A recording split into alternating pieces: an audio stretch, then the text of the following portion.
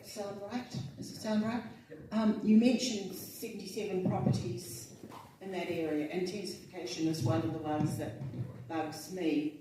And I made some notes and I haven't got my glasses. Sorry.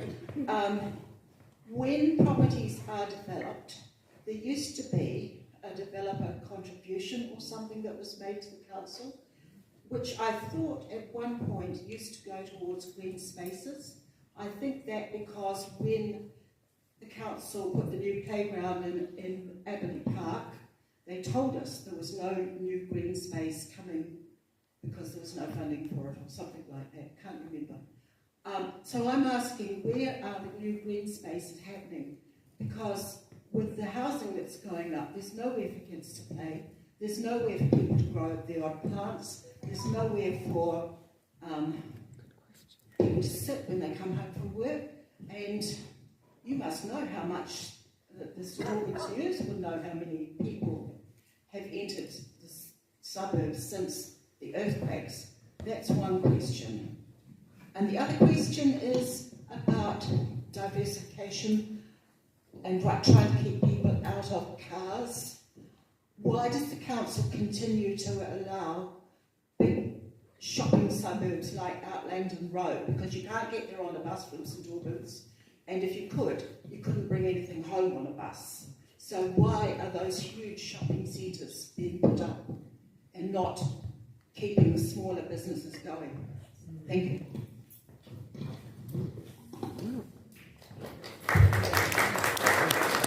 So firstly, in regards to business, I'm very, and getting to our retail areas, I'm very much into supporting our local retailers. So in St Albans, we've got 9 retail areas, and I would love to see a local bus service going around those 9 areas all day long to give us the opportunity to be able to shop locally and also cut down the amount of time travel for us. So does that answer the question for No, you? not really. No? If you want money, the nearest Westpac Bank is way out Langdons Road now. Well, I think that's sort of above my level, big thinking. I would allowing it. Well, they're allowing this kind of development. yeah, we do live in a world where those that have are involved in a lot of decision making and the direction that's happening. So my advice is just to people to get up and have your say.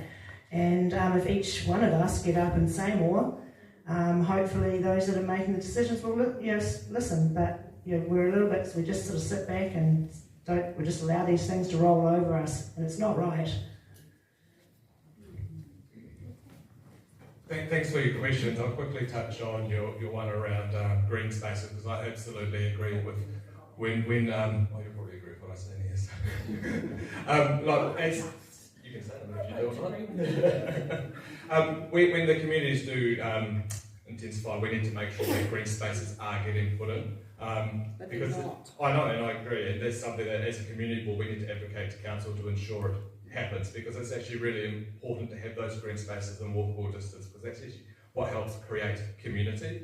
The other thing I'd love to see is actually potential of doing microforests, so we can actually get some strategic land parcels and actually get some native plants in there growing as well, because I think that helps community too. I agree with the issue of all these big box retailers going quite far out on the edges and creating issues. Council can't control what private businesses like banks do and how they're operating their businesses, but it's the district plan that enables some of that stuff to happen, or some of the developers put in private plan changes that then allows that to happen. So it's not an easy answer to fix that problem, and it's probably not a community board level. We can advocate, but we don't get the decision making ability. It's more for the council itself. But one of the things that I noticed from doing a lot of door knocking was actually people love local. They don't want the big box retail that's going in on, they're trying to do it in Madras Street. They want to support local, and I think the locals are really important.